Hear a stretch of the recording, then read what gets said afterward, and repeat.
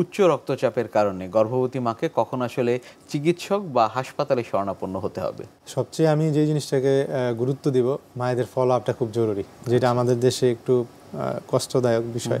যারা পেরিফেরিতে থাকেন, একটু এক্সপেন্সিভ বিষয়, রেগুলার ফলো আপটা তো মায়েদের জন্য একটু কষ্টদায়ক বিষয়।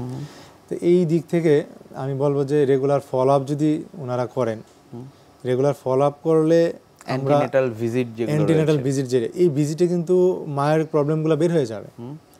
এবং উনি অনেক বেশি যদি প্রেশার বেড়েও থাকে, প্রেশারটা কন্ট্রোল হচ্ছে কিনা খুব সহজে আমরা বুঝতে পারবো।